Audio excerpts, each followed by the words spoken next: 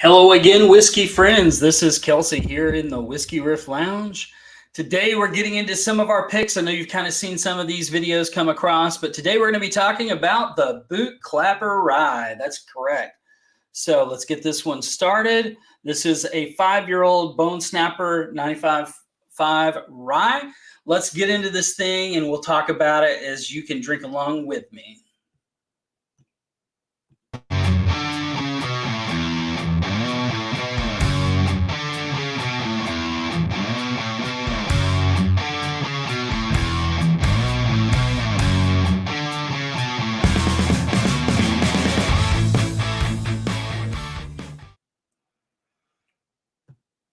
All right, everybody, welcome back.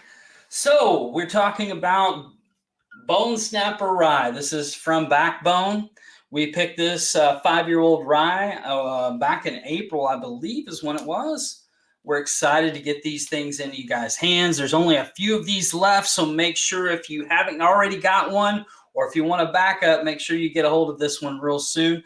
There is still some of the Blue Note left and some of the Sticky Icky, which both of those are amazing picks. I'm telling you, not just because I picked them, but they're specifically picked for, I believe, a great palate to explore, but also something different than you don't normally get with the MGP and the Green River distillate. So make sure you guys check out that. I'll make sure Jeff gets the link in the description here. So let's jump into this Boot Clapper. Cheers. Now, this is a 5-year-old Double Oaked Rye. The proof on this thing is 120.2. So you're getting a really good proof point. Again, this is double oaked. Let's get into the nose. Man, this thing on the nose is shining. You get all of those vanillas from the double oaked. A little bit of that rye note of it being bright and forward.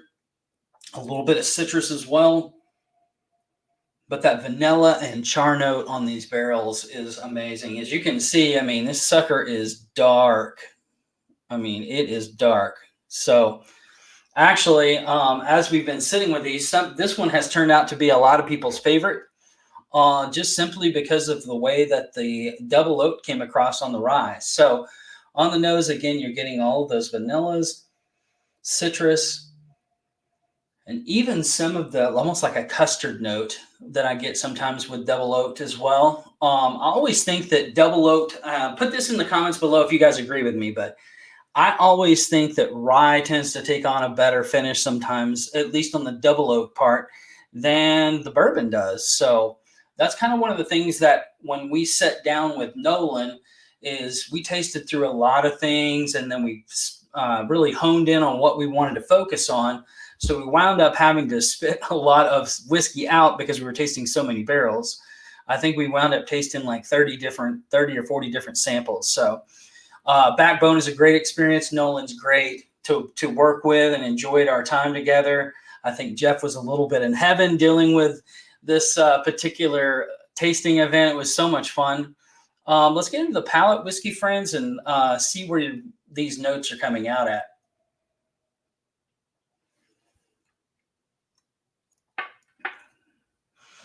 Oh, wow. This has changed a little bit since I've opened it. As you can kind of see, I'm only a quarter of the way through not even a quarter, just the first little inch or so of the bottle. But man, this thing hits you up front with all of those sweet spices and vanilla, and then also goes into some stone fruit notes, which is pretty interesting because I don't remember those being there when we tasted it. Like I said, but we were tasting a lot of whiskey that day. But it was a lot of fun. When you go there, you need to make sure you have a designated driver for sure. So again, you get some of that rye spices starting to come out more on the nose after tasting it. It's just that spicy black pepper type of note. It still maintains that creaminess though on the nose, which transfers over into the palate. You get that real custardy, creamy viscosity on this palate.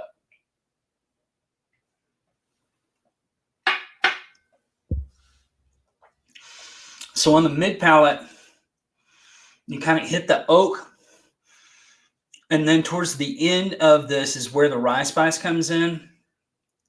But it's all sweet up front, which I really enjoy. It's not super rye forward per se, like when you would think of like a floral or anything like that. It's more sweet, like a Michter's note that they have with just a barely legal type of rye. Even though this is 95.5, that toast really helps out, bring out the accentuates the citrus notes a little bit better on this. But the barrel influence on this thing is just incredible. You can kind of see that on my glass a little bit, how viscous that thing is. You see all the legs. But man, kudos to Nolan and their team and what they're doing with this stuff. I mean, a 5-year-old rye that tastes this, I mean, it really tastes more like an 8 to 9-year-old whiskey.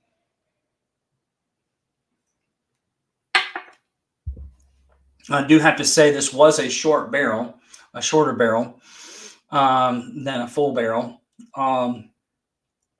But when we picked this thing, I think this was one of the last ones we picked, if I remember correctly, or second to last. But we were all super impressed with it. We wanted to get a little bit more time in the barrel because I think it was going to help it, and it did. It got a little bit more time.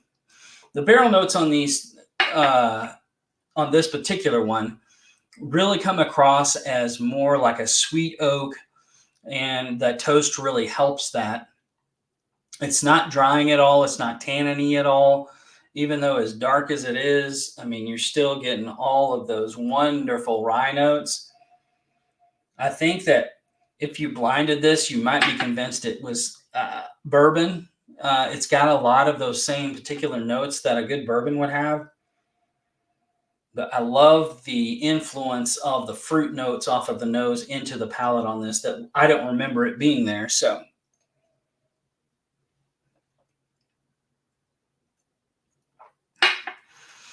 yeah, I think this one, guys, is a hitter. Obviously, I did when I tasted it the first time, but a lot of people are saying this is their favorite of the three. I really like all of them. It just depends on your profile. But this particular boot clapper has a special meaning for me. I'll just leave it, the backstory, as an inside thing because it was a lot of fun that weekend. So you can ask somebody else about that story. I'm not going to go on telling that story online. So anyway, folks, thanks for sticking around. Like I said, this one is one to grab. I think there's only less than 30 bottles left. So when this comes out, there could be less than that. Make sure if you guys are getting backups that you do it now. We're just about under 100 bottles on the Blue Note and the Sticky Icky as well. So those will probably be a little bit lower by the time you guys see this video. Either way, Jeff will put the links in the description for both of these. You can always get them on shared pour. Thank you, Jay, for allowing us to do this. And Dusty Dan is the one who asked us to come. And again, here's what it looks like, the Boot Clapper Rye. So we did this in combination with Dan and Bourbon of the Week and Bourbon at Whiskey Uncensored and Drifting Dram. So make sure you guys go pick this up. We'll see you right back here on Wednesday night at 8 p.m. Eastern time. We always will be tasting through some great whiskey, sharing some great whiskey. And as always, make sure that you guys share the great whiskey because that's what it's all about. We'll see you right back here next time. Jeff, just be friends with me. But you have these whiskey friends, and you say hello again. Oh, Jeffrey, you should just be friends with me. But you have these whiskey friends, and you say hello again. Oh, Jeffrey, you should just be friends with me. But you have these whiskey friends, and you say hello again.